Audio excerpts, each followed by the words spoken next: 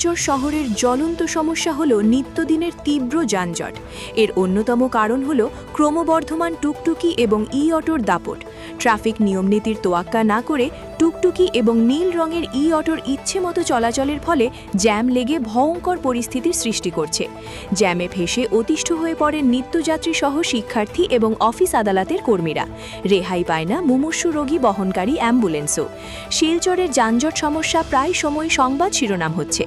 ভুক্তভোগীরা এই সমস্যার কারণ হিসেবে টুকটুকি ই-অটোকে কাঠগড়ায় দাঁড় করাচ্ছেন, যার ফলে এক সপ্তাহ হল যানজট মোকাবিলায় কড়া অবস্থান নিয়েছে ট্রাফিক পুলিশ। ইতিমধ্যে ড্রাইভিং লাইসেন্স, প্রয়োজনীয় নথিপত্রহীন 61টি টুকটুক এবং ই-অটোর বিরুদ্ধে আইনি ব্যবস্থা গ্রহণ করেছে।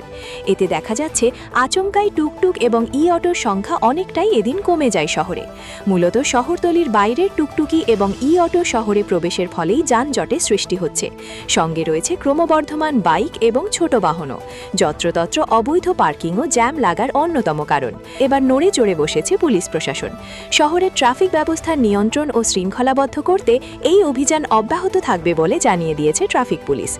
সূত্র মতে এখন থেকে নিয়ম ভাঙলে ভরতে হবে জরিমানাও। ট্রাফিক পুলিশের তরফ থেকে শৃঙ্খলাবদ্ধভাবে যানবাহনগুলিকে শহরের পথে চলাচল করার কড়া বার্তা দেওয়া হয়েছে।